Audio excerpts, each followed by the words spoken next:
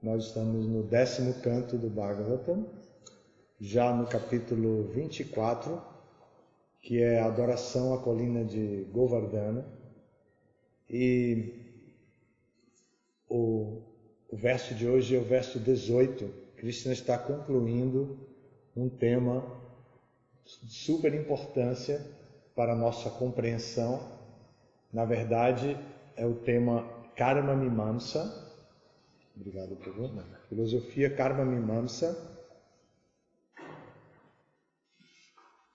que é um dos Saddarshanas do pensamento indiano.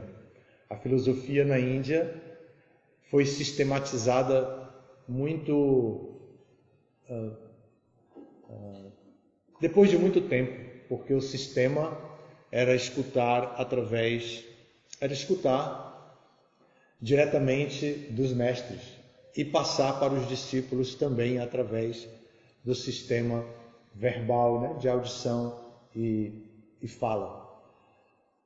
Mas depois foi sistematizada, posteriormente, né, por vários sadhus, foi sistematizada em seis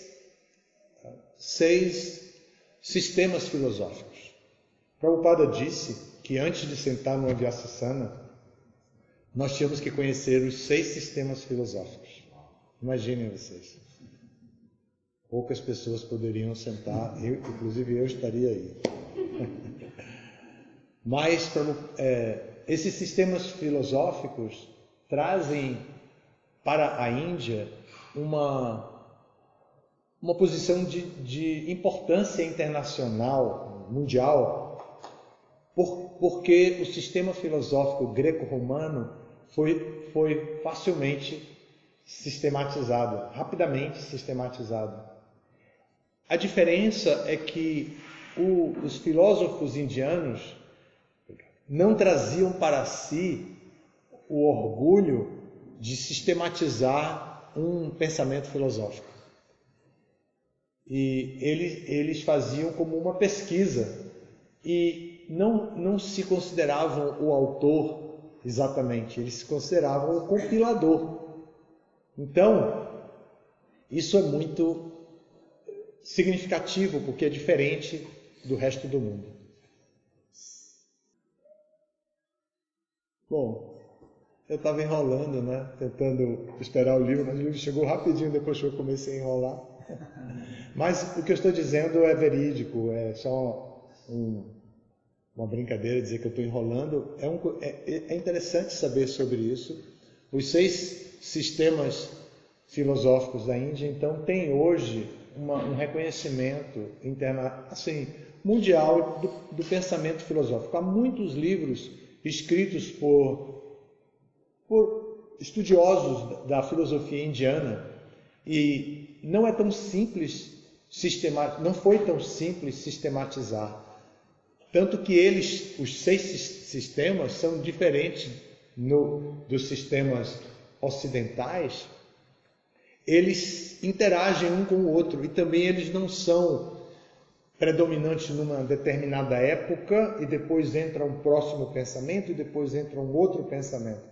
Eles são apresentados de maneira paralela, praticamente, assim. Embora eles tenham uma ordem cronológica à apresentação do sistema, o pensamento filosófico sempre foi predominante porque vem dos livros, os Vedas, os 4 Vedas. O original, o Rig Veda, e depois os outros 3 Vedas, né? Yajurveda, Atharva Veda e Samaveda. Então o pensamento filosófico, que criou muitos construtos filosóficos, ou muitas construções que dentro da filosofia eram baseadas em teses do pensamento acadêmico, que de maneira acadêmica, para responder principalmente 4 necessidades de curiosidade, 4 necessidades intelectuais da alma condicionada ao corpo humano. Historicamente, são os seres humanos que questionam o ser, a individualidade, os seres, a variedade de tantos seres vivos. Também questionam a sua relação, questionam a importância do ser humano e a relação do ser humano com o universo. Então, esses são os 4 conceitos básicos que levam a se construir um pensamento filosófico. Isso é ocidental e é também oriental e é especificamente védico. Então, esses grandes pensadores indianos fizeram a sistematização desses conceitos baseados nisso, né? O ser, os seres, o homem e a relação do homem com o universo. Então, esses 6 darshanas não são exclusivos, eles são os ortodoxos. Nyaya, Vaisheshika, Sankhya, Yoga, Karma Mimamsa, que é o que nós estamos vendo Krishna apresentar agora, e por fim Vedanta. Esses são os 6 ortodoxos que reconhecem os Vedas como autoridade. E tem os heterodoxos, na linguagem do sânscrito seria os ástikas, os ortodoxos são os ástikas, e os násticas, os heterodoxos. Os heterodoxos não aceitam a autoridade dos Vedas. Então, os heterodoxos são de Charvaka, que vem de Charvaka Muni, que é materialismo, chamado materialismo indiano. Botar para quebrar mesmo, não quer saber de absolutamente nada de Veda, não quer saber de nada de religião, materialismo, né? Então, pensamento materialista indiano existe também. Charvaka, o Jainismo e o budismo. Esses são heterodoxos. Os outros 6 reconhecem a autoridade dos Vedas. São chamados de védicos, né? Sistemas védicos. Hoje nós estamos vendo Karma Mimamsa. Krishna apresentando o sistema filosófico Karma Mimamsa. E bastaria entrar nos Puranas, no Bhagavad Purana, 10º canto, e nesse capítulo, para encontrar o sistema já pronto para ser aplicado. Mas eles levaram muito tempo estudando isso para poder reproduzir o sistema dentro das normas acadêmicas, né? Mas já está bem sistematizado. Vamos agora ao verso em si. Tasmat sampujayet karma Swabhavasta swakarma krit Anjasayena varteta Tadevasya hidaivatam Tadevasya hidaivatam.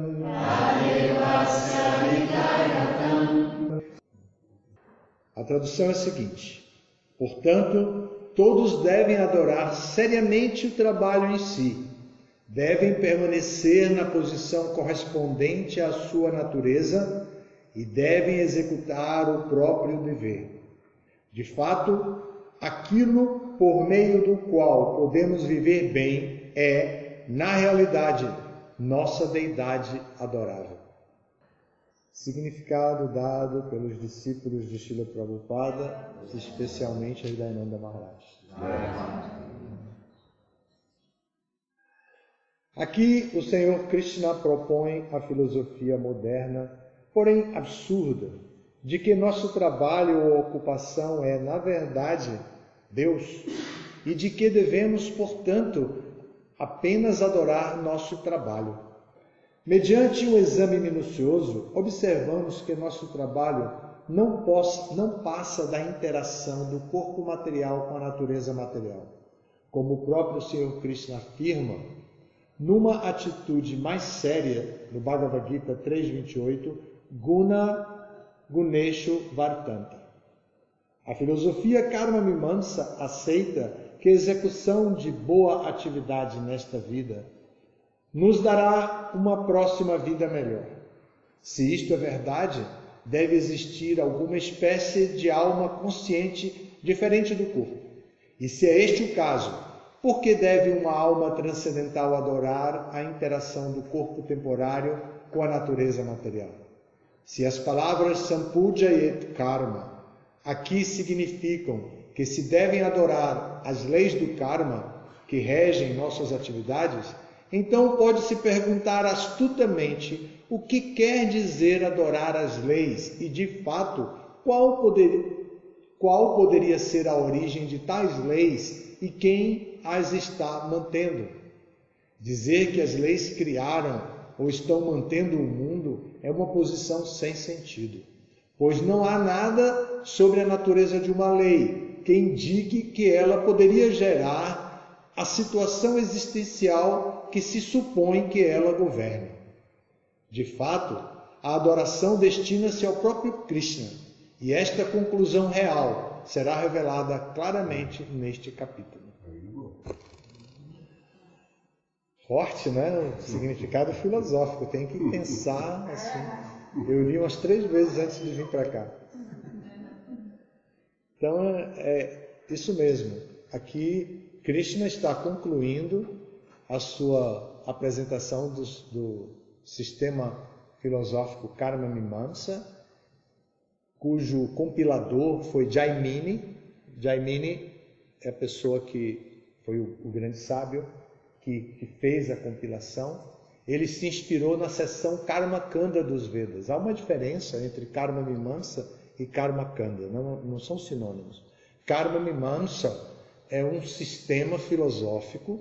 A palavra karma, nós sabemos, significa atividade, mimamsa significa investigação, pesquisa. Então é a investigação a respeito das ações, das atividades, né? Então é um sistema filosófico que se baseia na seção Karmakanda dos Vedas. A seção Karmakanda dos Vedas tem mais de 1000 livros, mais de 1000 literaturas. E essas literaturas são classificadas em 2 tipos, né?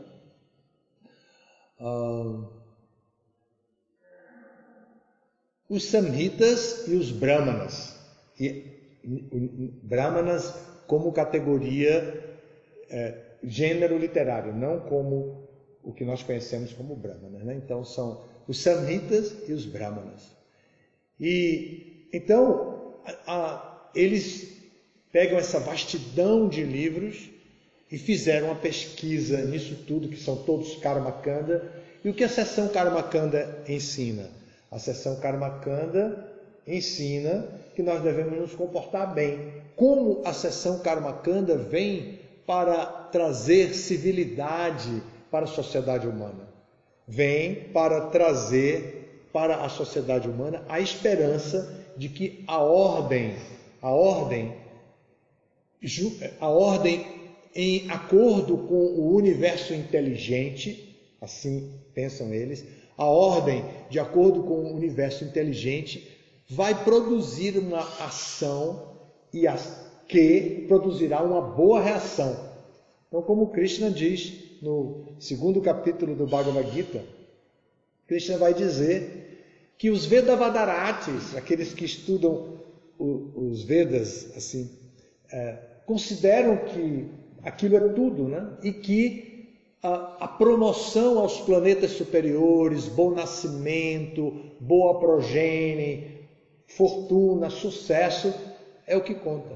E só isso conta. Então,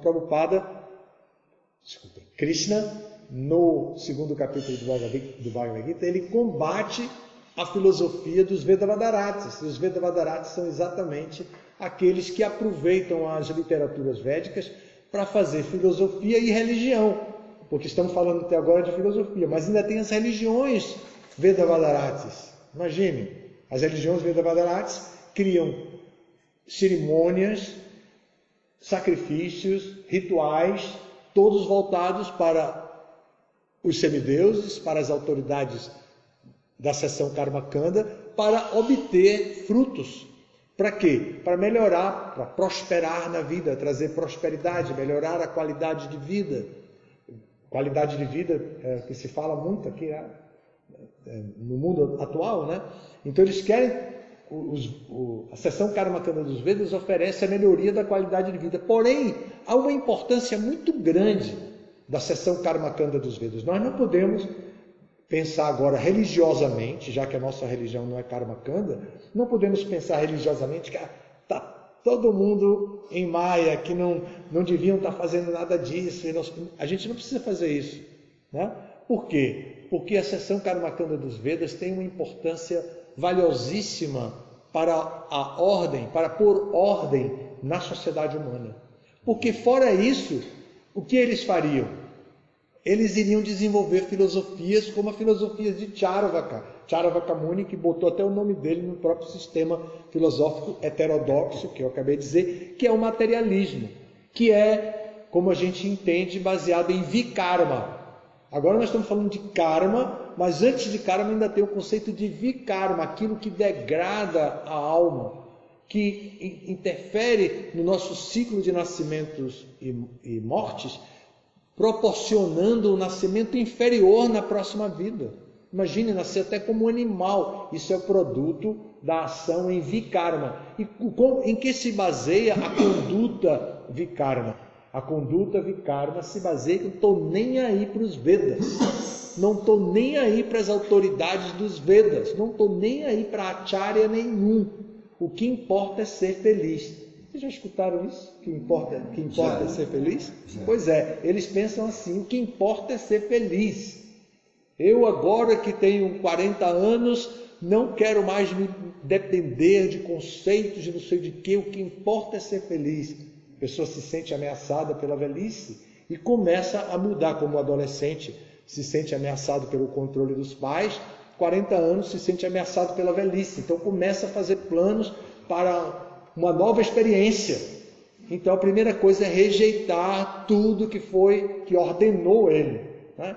Mas a seção Karma Kanda dos Vedas vem e põe a ordem. Adore os semideuses, adore os semideuses, adore os semideuses. Você vai obter tudo de bom nessa vida e na próxima, melhor nascimento, vai nascer riquinho, vai nascer bonitinho. Então começa a explicar, a prometer, e o camarada faz tudo direito, né? Segue tudo direito. Então é muito importante, por quê? Porque ele começa a acreditar nos Vedas.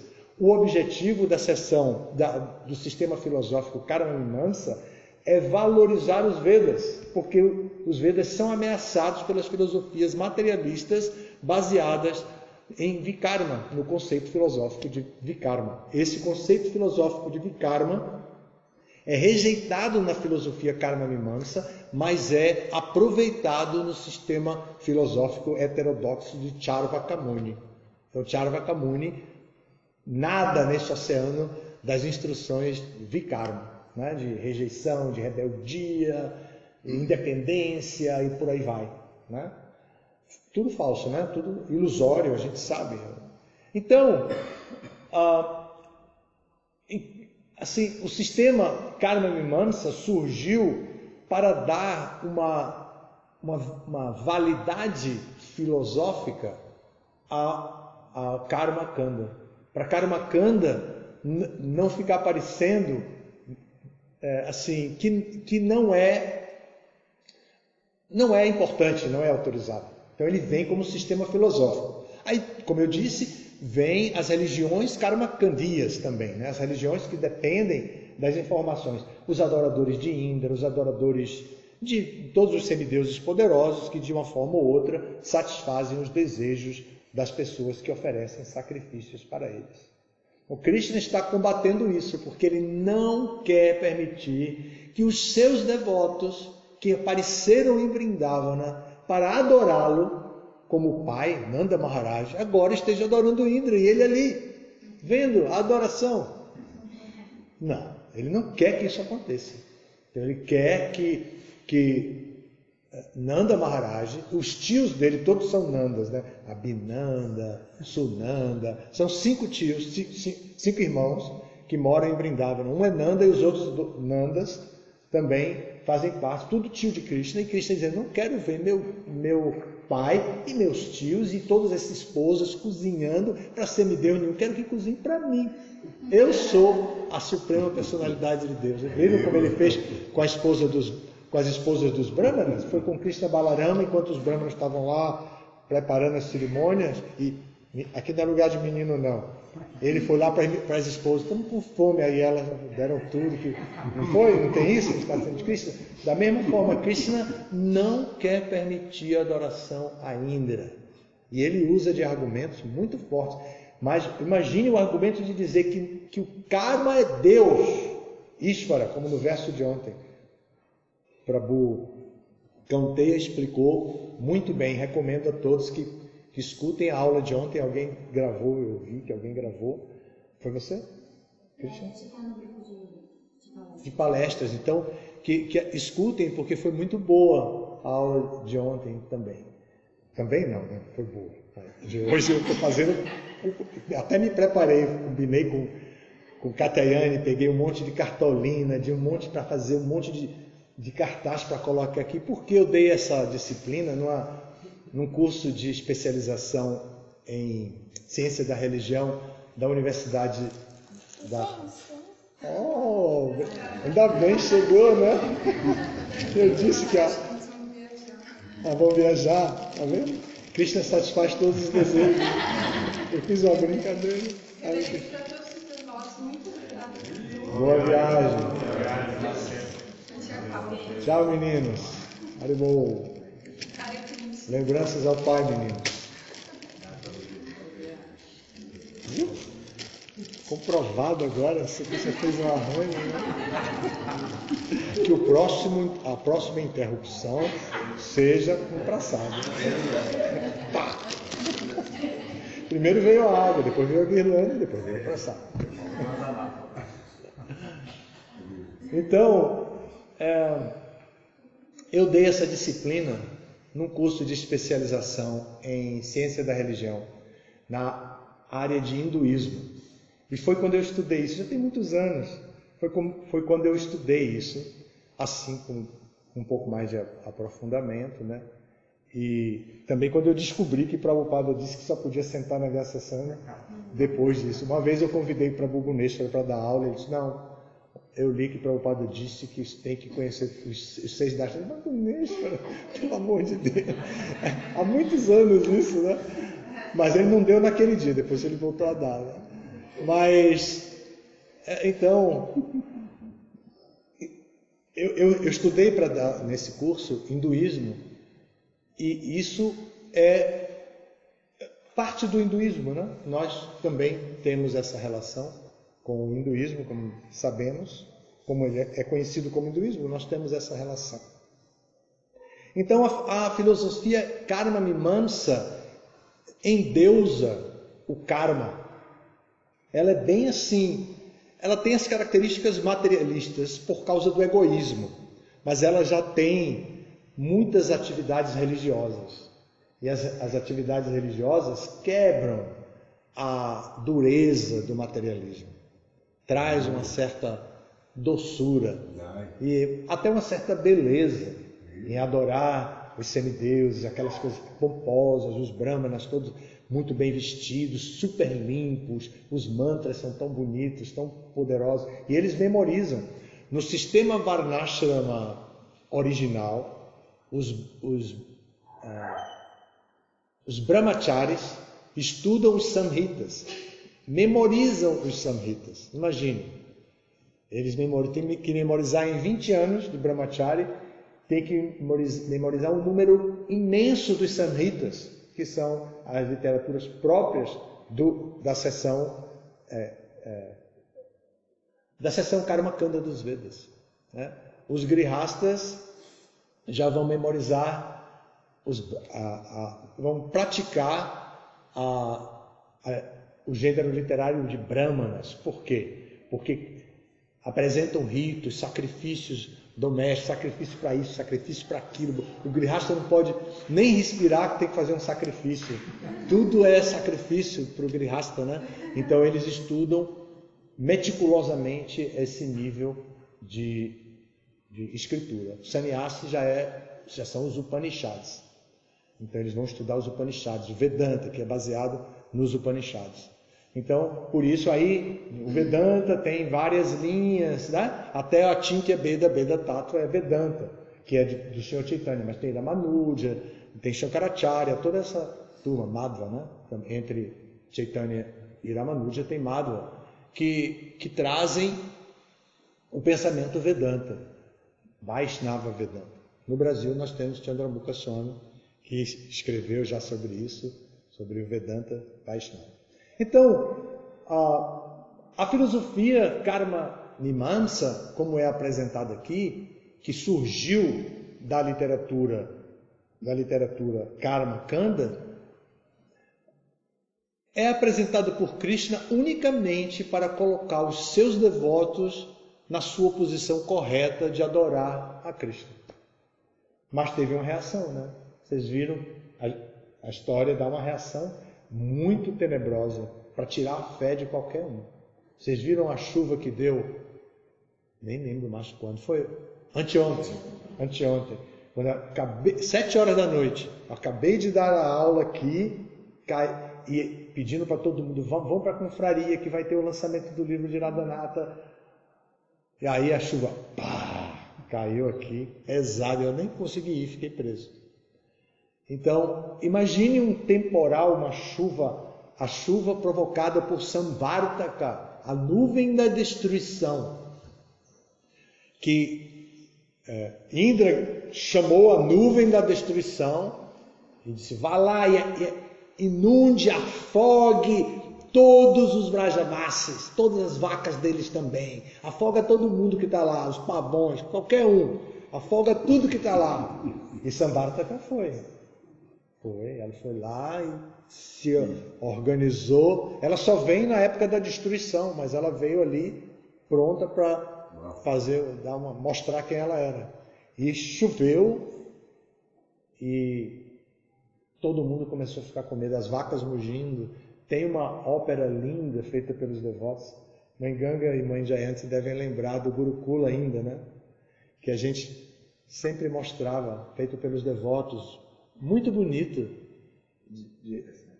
Os devotos...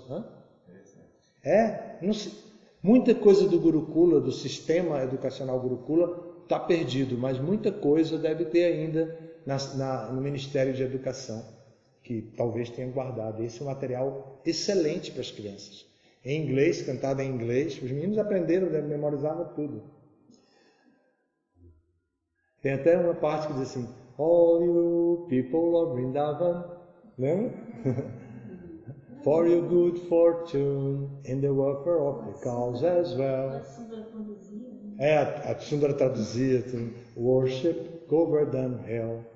Então, eles fizeram muito bonito isso, era muito bonito. E os meninos cantavam, as meninas, era bem, bem legal. E eles mostram, eu fui lembrando dos sons, eles mostram as vacas mugindo, como uma mugiu quando eu comecei a dar aula aqui. As vacas mugindo, pedindo socorro, chamando seus protetores. O que está acontecendo com essa chuvarada? E as vacas mugindo, aparece tudo lá. O pavão, o som do pavão de Vrindavana também é muito lindo. Não é só para criança não, é para qualquer um apreciar a beleza daquele trabalho. Era em fita. Eu ainda tenho umas 3 caixas de fita, assim, mas não sei se está por lá ainda, se eu encontraria. Bom, gente, então esse é o tema aqui. E Dayananda Maharaj, no seu significado, faz uma conclusão magistral. E olhem a conclusão, para repetir, ele disse: de fato, a adoração destina-se ao próprio Krishna. E esta conclusão real será revelada claramente neste capítulo. O capítulo vai continuar, agora é só a introdução do capítulo. Agora imagine quem não não leu o Bhagavatam, não estudou o Bhagavatam, não leu tudo antes, não conhece um pouco o Bhagavatam, e diz assim, hoje eu vou dar uma aula. E imagine se ele pega um verso Karma Kanda desse e diz que o karma é Deus e tal, e ele não sabe do que está sendo tratado, e começa a falar. E pior ainda é se ele abre no discurso de Hiranyakasipu, falando sobre equanimidade. É uma tese espetacular de equanimidade que ele diz, porque Vishnu tem que ser equânime. É Hiranyakasipu. Agora imagine a gente lendo aquilo e dizendo, falando, explicando, como esse Acharya está falando aqui, né? Pois é uma tese sobre equanimidade, culpando Vishnu por ter matado seu irmão Hiranyaksha. E ele vê a mãe dele sofrendo pela morte do irmão gêmeo dele, e vê as esposas do irmão sofrendo, então ele faz uma reflexão filosófica, e ele diz, Vishnu tem que ser equânime, e ele está protegendo os semideuses. Então é uma tese bonita, verídica também, mas a conclusão é ruim. Por quê? Então eu vou matar Vishnu. Aí não é um discurso vazio, né? E a conclusão vai levar. Isso até se estuda em filosofia. Mas ele tem todo um discurso, mas a conclusão é incorreta. E trouxe para ele a morte, né? E aí é o contrário, né? Aqui é exatamente o contrário. Obrigado por alertar. Aqui é exatamente o contrário. O próprio Krishna está falando, explicando, para tirar os seus devotos de se ocuparem em Karma Mishra Bhakti. Porque eles tinham devoção por Krishna, mas naquele momento eles estavam praticando Karma Mishra Bhakti, que é a Bhakti misturada, Mishra é misturado com Karma, com atividades seletivas. Então, para que o devoto avance, isso é uma fase que nós passamos muito. Nós passamos muito por essa fase. Inclusive, virou muita moda pedir bênçãos, suas bênçãos, suas bênçãos, suas bênçãos. Isso é muito próprio. Claro, as bênçãos são para todos. Né? Todas as seções da literatura védica tratam de bênçãos. Mas essas bênçãos, assim, numerosas, são mais da seção mais numerosa, que é a seção Karma Kanda, que ocupa todas as atividades humanas para poder trazer ordem, progresso mesmo para a atividade, para a prática das atividades que geram reação. Alguma pergunta, um comentário? Mãe, aí acabou. Um desses meninos se chama Krishna. E aí a mãe dele foi buscar ele na escola e ele estava chorando. E a mãe dele, o que aconteceu, meu filho? Me conta. Não, mãe, eu não vou falar agora. Meu filho, me conta o que aconteceu na escola, eu já vou falar com o diretor agora. Não, mãe, o que aconteceu foi bom, eu só estou chorando. Aí quando chegou em casa, o que aconteceu, meu filho? Sabe o que é, mãe? É que o professor falou que conhecia Krishna. Então quando ele falou que me chamava Krishna, ele me perguntou, você só se chama Krishna ou você pratica Hare Krishna? E ele falou, não, eu pratico. Mas eu fiquei emocionada, mãe, porque o meu professor conhece Krishna. Que bacana, hein? E aí Nossa. eles foram no quiosque agora um pouquinho e falaram assim, mãe, Kamurti, me dá bênçãos para eu vir morar aqui quando eu crescer. Temos que fazer escola, né? Temos que fazer escola.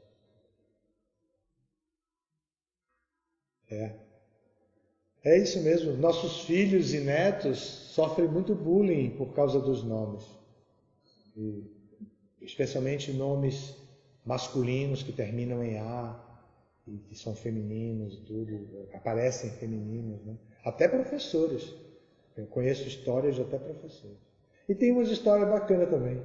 Numa mesma sala de primeiro ano do curso médio, tinham 4, entre muitos alunos, tinham 4. Krishna, Arjuna, Hridayananda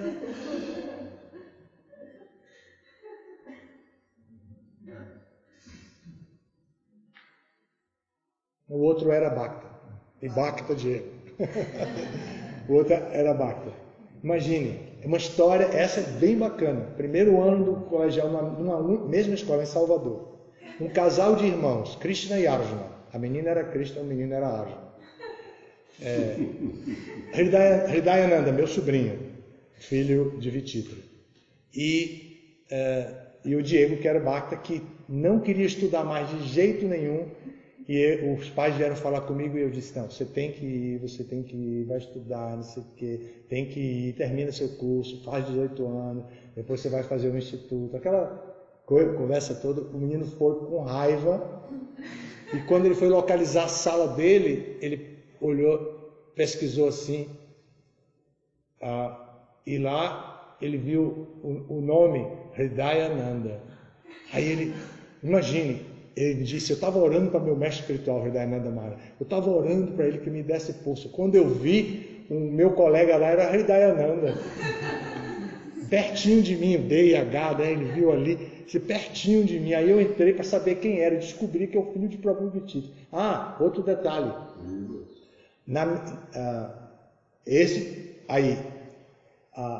Na mesma escola, na outra sala, estudava Govinda Vallabha, irmã do Hridayananda. Na mesma escola. Uma escola que tinha 4 alunos devotos na mesma... Devotos não, com nomes que puxavam o assunto. E na outra sala ainda a Govinda Vallabha. Mas os nossos meninos sofrem muito, né? Imagina, Vrajamani. Tem uma época que ele queria trocar de nome. Porque era Vraja. Vraja. E a senhora dele, quando deu o nome, ainda falou com a cifra. Pois é, né? A gente tem as coisas, mas a gente está aprendendo a lidar com isso. Né? Eu salvei o Nitai, filho da mãe Dânia. Ele conhece essa história. Ele nasceu em Salvador e o pai veio dizer para mim, antes de nascer, né? Eu quero colocar um nome devocional em meu filho. Eu quero colocar Nityananda. Aí eu disse, não faça isso não. Nityananda é um nome que no Brasil soa feminino. Põe Nitai. Aí ele, vou falar com o Dânia. Aí foi lá, trocaram o nome para Nitai e o menino ficou Nitai. E ele me deu um abraço aqui domingo e disse, eu adoro o meu nome. Você é meu padrinho. Me salvou, eu adoro o meu nome. Mas é isso aí. Desculpem aí tanta conversa, mas estamos aí dentro do prazo, 50 minutos. Tem uma pergunta. Eu queria perguntar sobre a questão do Dharma. Assim. Tem 2 passatempos que Krishna vem falando, em sequência agora no Bhagavad, que um é sobre o passatempo dos Brahmanas, né? Que justamente eles ficam ocupados no seu serviço, no seu Dharma, na parte ritualística e esquece do objeto real da gente cumprir o nosso Dharma, que é alcançar Krishna. E logo em seguida começa também o passatempo de Govardhana, que mostra outro exemplo de que as pessoas estão ocupadas no cumprimento do seu Dharma e esquecem, né? Eles ficam cegos com o real objetivo da gente cumprir o Dharma. E a gente sabe que dentro da nossa filosofia, o quão importante é a gente cumprir o nosso Dharma para a gente ter o nosso avanço espiritual. A gente seguir a nossa natureza, entender o que ela é, e dentro disso usar isso ao serviço a Krishna. Mas como a gente consegue entender, porque é uma linha muito tênue disso, da gente ficar preso no nosso Dharma, passar a vida inteira cumprindo o meu Dharma, o meu dever, e eu vou me tornar um devoto avançado, né? Eu escuto muito isso. Mas como a gente consegue perceber essa sutileza da gente não ficar preso só no cumprimento e não conseguir realmente evoluir espiritualmente? Aprofundando o conhecimento. Desde o Bhagavad Gita, que é a primeira literatura, dentro do nosso sistema acadêmico, desde o Bhagavad Gita até o Chaitanya Charitamrita, que é a última. Mas o Chaitanya Charitamrita, em particular, vai dar muitas informações a esse respeito. Tem o caso do Brahmana Kurma, que Chaitanya mandou ele ficar em casa, cumprindo o Dharma. Tem muitas histórias também. E Achintya Beda Beda Tattva, a filosofia apresentada por Sr. Chaitanya, que se baseia no conceito filosófico de simultaneamente igual e diferente entre a alma e a alma suprema, também nos fala de dever prescrito, nos fala de tudo isso. Então nós não podemos viver sem trabalhar, não podemos viver sem karma. O que nós, como seres humanos, Tatastha Shakti, energia intermediária de Krishna, nós podemos escolher como vamos viver. Então nós vamos viver como Vikarmi, como Karmi, né? Ou como Akarmi. Como Vikarmi, não estou nem aí, faço o que eu quero, não estou nem aí para regra, para nada. Princípios, regulações, isso é besteira. Karmi, eu me preocupo muito com o meu futuro, eu me preocupo muito com tudo, eu sou muito responsável com todos os meus deveres. E Akarmi se ocupa no dever prescrito, como serviço devocional, e depende de Krishna. Então nós podemos escolher isso. Mas é realmente um anime muito tênue. Se nós formos pela filosofia védica como ela é, só vamos encontrar no Senhor Chaitanya uma esperança. Ramanuja e Madhava também já encontramos. Mas só vamos encontrar consolo final, refúgio absoluto em Senhor Chaitanya. Em termos de filosofia dos Sadharshanas, só chegando no Vedanta e passando por Shankaracharya, Ramanuja, Madhva e Chaitanya. Aí a gente encontra o refúgio. Imagine, às vezes a pessoa pensa, né? Prabhu Kauteya também falou sobre isso. Já tive a primeira iniciação, já tive a segunda iniciação. A terceira iniciação é uma utopia. Então, o que eu tenho para conquistar agora? Não tenho nada mais para conquistar entre a segunda e a terceira. Não. Tem muitos níveis acadêmicos. Bhakti Shastri, Bhakti Vaibhava, Bhakti Vedanta, Bhakti Sarvabhauma. Estudar os Sadharshans para poder sentar na Vyasasana legitimamente. Né? Estudar os Sadharshanas. Estudar a filosofia Achintya Bheda Bheda Tattva teoricamente, como sistema filosófico. Então a gente tem tudo isso. Para ter tudo isso, estudar, ler os livros. E não precisa ser inteligente, culto, não sei o quê. O sistema de educação que a ISKCON criou hoje não é exclusivo para brahmanas. O mesmo que Prabhupada criou. Mas quando não havia um sistema de educação, era espontâneo, aí sim, era exclusivamente para brahmanas. Quem não tinha qualidade brahmânica, como Lokashakti, que ficava trancado dentro de um quarto, que ninguém sabia o que ele estava fazendo lá, e quando ele saía a gente descobria, porque ele estava estudando, e quando saía era só falando tudo que ele estudou. Mukunda, quem era do grupo de Mukunda aqui, não? De Sankirtan. Mukunda, aqui tem um testemunho. Mukunda, que ia para a rua, todo mundo voltava com um resultado super enorme, ele voltava com a cota dele. E o que ele fez? Ficou na praça estudando, porque se ele voltasse a gente dava uma dura.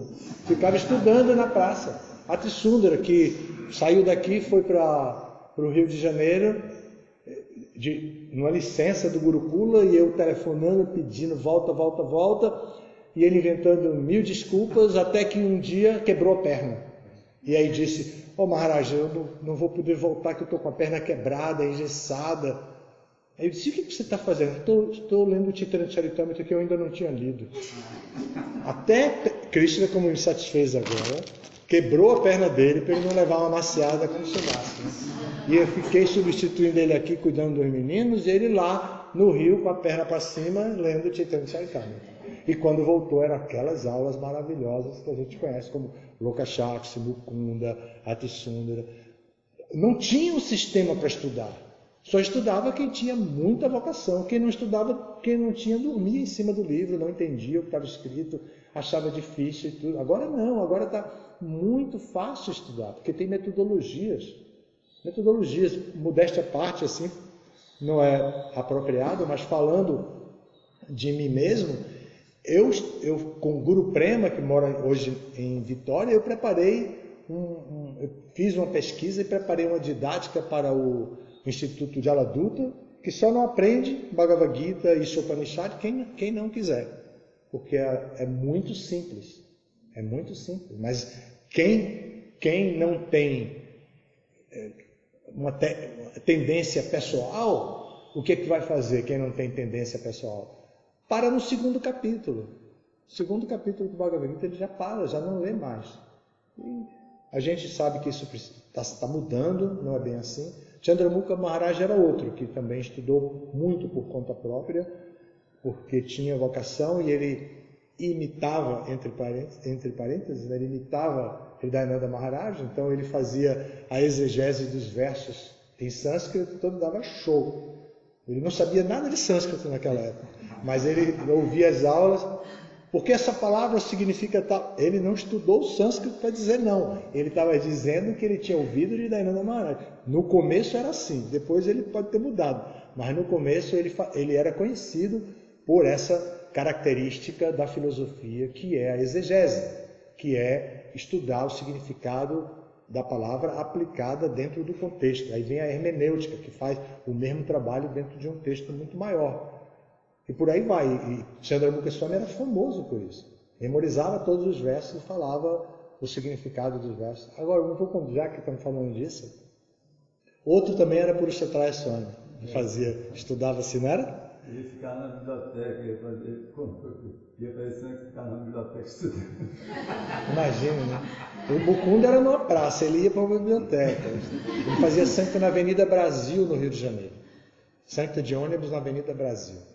Não é brincadeira, não. Acho que não tinha nem praça por perto que pudesse parar assim, não é aquela coisa. Então, uma vez aqui na casa dos gurus, só estavam reunidos sannyasis com a Acharya Deva. Então, falando sobre esse assunto, Mahabharata, estudar, não sei o quê, e Maharaj Purushottaya estava com o Bhagavad Gita, daquele jeito dele, bem relaxado assim, com o Bhagavad Gita na mão. Aí a Acharya Deva disse: que livro é esse? Ele disse: Bhagavad Gita. Ele disse: diga a primeira letra, a primeira palavra de qualquer verso. Aí ele ia lá procurando os mais difíceis, 13º capítulo, ia lá e dizia, vou dar um exemplo verídico, sei lá, Evan, aí a Acharya Deva, tal, tem vários versos que começam por Evan. Aí dizia o primeiro, dizia o segundo, dizia o terceiro, dizia o quarto, traduzia tudo. Aí Purushottaya Maharaj não ficava satisfeito, ia lá, eu acho que ele nem ouvia a resposta. Ele ia lá, procurava outro verso, uma palavra bem difícil, aí a Acharya Deva, tal, aí dizia, muitos versos. E eu me deliciando de ver aquela coisa maravilhosa, né? Não está gravado, não está filmado, mas podem acreditar, porque eu estava lá. E pode perguntar a eles. Então, pois é isso aí. Tá bom? Bem-vindos à turma de São Paulo. Desculpa, eu sou professor do Sadharma, né, que estudava 6 para sentar para dar uma aula. Sadarshan. Tem um material assim? Eu tenho uma apostila que eu dei para os alunos da especialização lá. O Kassak também é um curso. O Kassak é o guru. Todos estudam assim, né? Eu estou dando a minha experiência apenas, né? Que eu tenho, por isso que eu falei a minha experiência, que foi nessa Universidade Federal da Paraíba. Falando que seria importante para não ser o devoto que não conhece o contexto aí, nem falado negativamente, acho que é bom fazer isso. O problema grande agora, Maharaj trouxe, porque agora ninguém vai querer, já é difícil não. Agora é ótimo isso. Está tendo revisão, Mas Prabhupada também disse, pregue de acordo com a sua realização. E essa foi a primeira instrução que eu recebi quando eu conheci Mahavira. Porque na minha história eu conheci o movimento na Bahia e não sei o que e tal, fui para Brasília fazer uma pós-graduação, o movimento chegou no Brasil e veio para São Paulo e se estabeleceu em São Paulo. E se estabeleceu em São Paulo e alugou a primeira casa. Eu estava em Brasília fazendo um curso, uma residência, que era internado no hospital como aluno, e então, para eu sair, eu tinha que ter uma justificativa. Então, procurei um congresso em São Paulo, encontrei um congresso de odontologia em São Paulo, e aí pedi licença para ir para o congresso, e fui para o congresso. Quando eu cheguei lá, aí já conhecia Mahavira, mas encontrei o templo, e ele me recebeu, primeira vez que eu estava indo ao templo da ISKCON no Brasil. O templo oficial da ISKCON era o primeiro templo. Aí eu fui lá, né? Então, era um domingo. Aí ele me recebeu com tudo de bom, do bom e do melhor, né? Prachado, aquela coisa toda. E trouxeram uma bandeja de praçada para mim, aí eu peguei um doce assim. Eu nunca tinha visto uma bandeja, para ninguém comer em bandeja, né? Então eu peguei e pesquei o doce. E tirei. Aí o Jagat Bharata disse, não, é para você, é para você. Vou comer tudo isso mesmo. Bom, aí, se fosse Arama Karuna, hein? Aí, quando terminou aquilo tudo, começou o festival de domingo, e eu fiquei ali vendo o festival de domingo, e ele disse, vá pregar. Aí eu disse, não, aqui não sei o quê. Aí falei assim. Aí ele disse, Prabhupada disse que é para pregar o que sabe, não precisa saber tudo não, pregar o que sabe. Aí fiquei lá no meio dos visitantes. Bem bacana. Obrigado. Todas as glórias a Srila Prabhupada.